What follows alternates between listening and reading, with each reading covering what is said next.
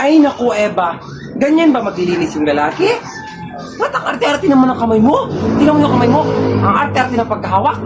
Diyos ko, hindi trabaho ng lalaki yan. Ayusin mo yung galaw mo. Susubok sa papa mo. Ay, ganito kasi kung maglilinis na. Huwag ka na mag-arte-arte dyan. Ikaw, nagagalit ka na naman eh.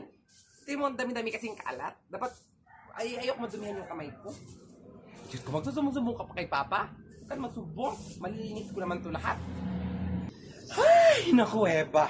Hindi kasi ganyan yung galawan ng tunay na lalaki. Tingnan mo yung kamay mo, ang arte-arte sa lahat. Diyos ko, pwede naman kasi ganyan mo yan. Ba't nakaganyan-ganyan pa yung kamay mo? Nagpapahalata ka lang talaga sa kapakalaan mo, anak.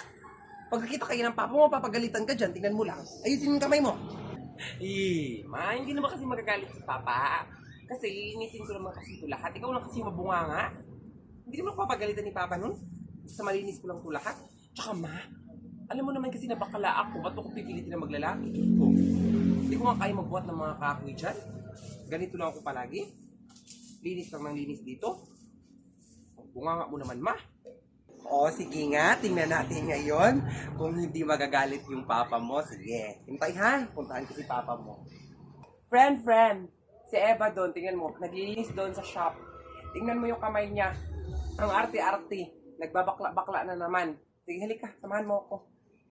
Ano nagbakla-bakla? Hindi yun magbakla-bakla. Sinabihan ko yun na magwalis lang dun. Hindi yun magbakla-bakla. Asan ba siya? Wait lang. Puntahan natin. Oo, nak. Ang sabi ng mama mo, nagbakla-bakla ka daw dyan. Ba't di ka naglinis dyan? Anong ginagawa mo dyan? Doon, nak. Buhatin mo yung kahoy doon, nak. Sige. Puntahan mo doon. Ito na nga pa. Hinahakot ko na nga yung kahoy doon. Ang dami-dami galing doon sa may sa may pintuan. Bigat-bigat na nga. Ang dami-dami niyo pang sinasabi. Ito na nga. Hindi naman kasi ako talaga bakla. Lalaki naman ako, nagbubuhat nga ako eh. Oh, yan! Very good yan, nak. Sabi ko naman kasi sa iyo eh. Lalaki yung anak natin. Ayaw maniwala. Tingnan mo, nagbubuhat siya. Ang bigat-bigat talaga. Oh, Diyos ko.